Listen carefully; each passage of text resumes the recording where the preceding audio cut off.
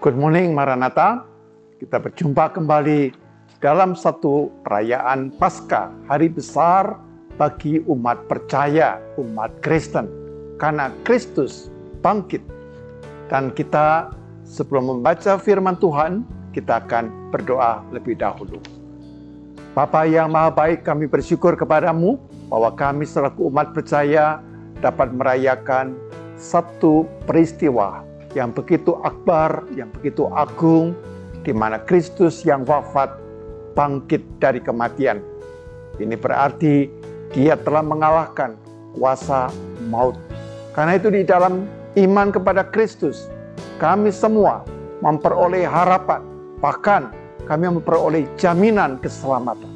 Tuhan, karena itu berkati setiap kami yang mengikuti acara ini, agar Tuhan sendiri makin memakai kami menjadi saksi dari kebangkitan Kristus.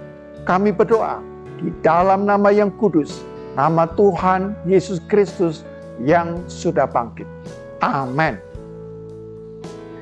Nah, saudara-saudara, kita akan membaca satu bagian dari Injil Yohanes, Yohanes pasal 20, ayat 1 sampai dengan ayat 8.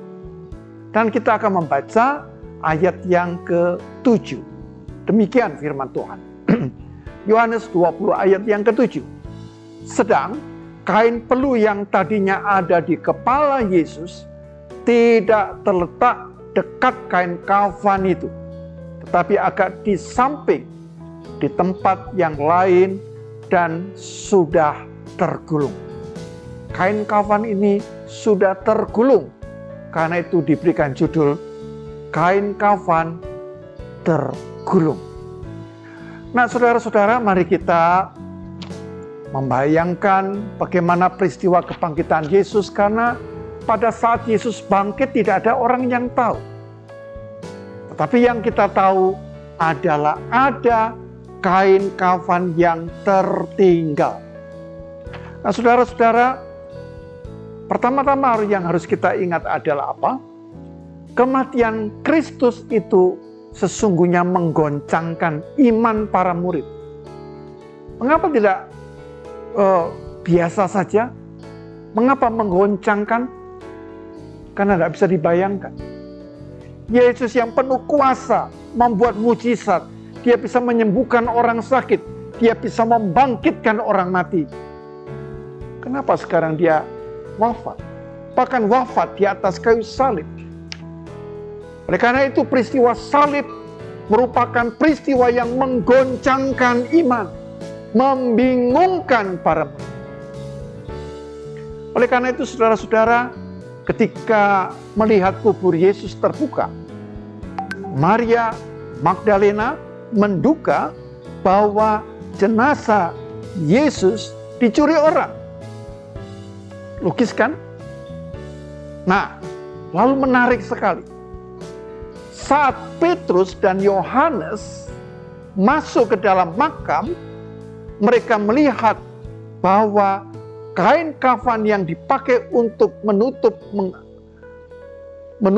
jenazah Yesus ini sudah tergulung. Lalu apa yang timbul dalam pertanyaan saudara? Kalau memang benar jenazah Yesus itu dicuri, kalau dicuri loh, maka logikanya langsung jenazah dengan kain kafan ini akan dibawa pergi. Tapi pertanyaannya, kalau dicuri, kenapa kain kafannya tertinggal dan dalam kondisi tergulung? Saudara-saudara, oleh karena itu logis sekali kalau kita katakan apabila jenazah Yesus itu dicuri, tentu pelakunya tidak membuka terlebih dahulu kain kafannya. Karena membuka kain kafan ini kan susah sekali. Ya. Jadi dia akan langsung membawa jenazah yang masih terbungkus dengan kain kafan lalu pergi dari tempat itu. Nah, saudara-saudara, kita mengetahui bahwa kain kafan itu dipakai untuk membungkus mayat. Ya, kita bisa melihat ya, khususnya bagi saudara-saudara kita yang jenazah itu langsung dibungkus kain kafan ya. Itu membutuhkan satu gulungan yang panjang. Ya. Nah, saudara-saudara, maka dapat dikatakan bahwa kondisi kain kafan sudah tergulung dapat menjadi petunjuk bahwa Yesus itu bangkit. Bagaimana maksudnya? Tentunya tidak dimasukkan Yesus itu bangkit lalu menggulung kain kafan, tidak. Tetapi kita melihat bahwa ini jenazah Yesus, dia tergulung oleh kain kafan, lalu bangkit apa? Kebangkitan Kristus itu bisa keluar dari kain kafan ini tanpa harus melepaskan. Karena Yesus mempunyai tubuh ilahi. Dalam tubuh ilahi dia bisa keluar dari kain kafan ini tanpa harus membuka. Jadi ketika kain kafan itu menggulung tubuhnya, lalu jenazah Yesus ini bangkit, dia keluar dari kain itu, maka kain ini tetap dalam kondisi tetap tergulung. Maka kain kafan tergulung menjadi sebuah bukti yang konkret bahwa Yesus itu bangkit dalam kemuliaannya. Jadi dia seperti kalau kita lihat Yesus bisa masuk ke dalam ruangan tanpa harus membuka atau melalui pintu. Yesus bisa masuk ke dalam ruangan menjumpai para muridnya. Nah, demikian pula di dalam konteks ini. Yesus yang wafat dan digulung kain kafan ini, dia keluar dari kain kafan ini. Dan karena itu kain kafan ini masih dalam kondisi tergulung.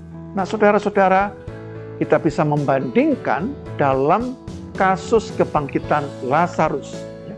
Kalau saudara membaca di dalam Injil Yohanes 11 ayat 44, menyatakan bahwa Lazarus yang dibangkitkan oleh Yesus itu ternyata tubuhnya masih terikat oleh kain kafan. Dan mukanya masih tertutup oleh kain peluh. Dan karena itu Yesus berkata supaya orang-orang atau anggota keluarganya membantu Lazarus supaya dia bisa dilepaskan dari kain kafan. Saudara bisa melihat di situ pembandingnya antara kebangkitan Yesus dengan Lazarus. Jadi artinya apa, saudara-saudara? Maka kita sebagai orang percaya, yang percaya kepada Yesus Kristus, kita melihat bahwa Kristus yang bangkit ini adalah Kristus yang telah mengalahkan kematian. Kristus yang telah mengalahkan kuasa maut. Sehingga setiap kita yang percaya kepada Yesus Kristus, itu kita memperoleh kepastian keselamatan. Karena Yesus juga berkata, akulah kebangkitan dan hidup. Ya, dalam Yohanes 11 ayat 25, akulah kebangkitan dan hidup. Barang siapa yang percaya kepadaku, ia tidak akan mati tapi akan hidup selama-lamanya. Jadi dengan demikian mempertegas ajaran gereja, kesaksian iman bahwa Yesus yang telah bangkit mengalahkan maut. Dan karena itu kita nanti pada saat kedatangan Kristus, kita pun juga akan memperoleh tubuh kemuliaan. Jadi kita tidak akan mengenakan tubuh kita yang sekarang ini. Tubuh kita yang sekarang kalau kita wafat, dia akan hancur, dia akan musnah, apakah dimakamkan ataukah dikremasi.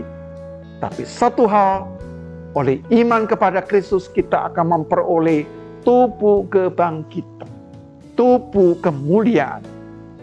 Nah, oleh karena itu saudara-saudara, kita dipanggil untuk menjaga, memelihara tubuh kita. Sebab tubuh saudara dan saya adalah bait Roh Kudus. Itu yang dikatakan di dalam 1 Korintus 6 ayat 19. Oleh karena itu saudara-saudara, sukacita Paskah, yaitu kebangkitan Kristus seharusnya dirayakan dengan hidup kudus dan kemurnian.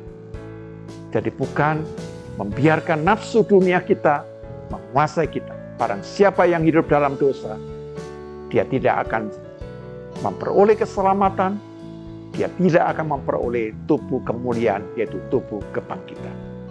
Karena itu saudara-saudara, sebagai kesimpulan dapat dikatakan, merayakan kebangkitan Kristus berarti kita merayakan dalam kemurnian hati. Amin. Mari kita bersama-sama berdoa. Bapa Surgawi, kami telah belajar satu bagian dari firman Tuhan bahwa melalui kain kafan Yesus yang tergulung membuktikan bahwa Yesus bangkit dengan kemuliaannya.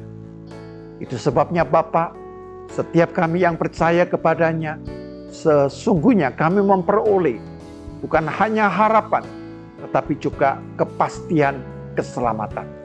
Tuhan, karena itu mampukan kami merayakan kebangkitan Kristus juga dengan merayakan kehidupan kami. Dengan hidup yang kudus, hidup yang dijauhkan dari dosa, hidup yang mencemari tubuh, jiwa, dan roh kami. Bapak berkati dimanapun setiap kami berada. Tuhan menolong supaya kami boleh menjadi saksi dari kebangkitan Kristus. Kami percaya Tuhan berkati setiap kami. Di dalam nama-Mu yang kudus kami sudah berdoa. Amin. Kita akan bersama-sama saudara-saudara untuk menghayati visi dan visi dari Universitas Kristen Maranatha. Visi Universitas Kristen Maranatha menjadi perguruan tinggi yang mandiri dan berdaya cipta, serta mampu mengisi dan mengembangkan ilmu pengetahuan, teknologi, dan seni abad 21 berdasarkan kasih dan keteladanan Yesus Kristus. Misi mengembangkan cendekiawan yang andal, suasana yang kondusif, dan nilai-nilai hidup Kristiani sebagai upaya pengembangan ilmu pengetahuan, teknologi, dan seni dalam penyelenggaraan Tridharma Perguruan Tinggi. Saudara-saudara, mari kita hayati 3 nilai Universitas Kristen Maranatha: nilai hidup Kristiani, integrity, care, excellence.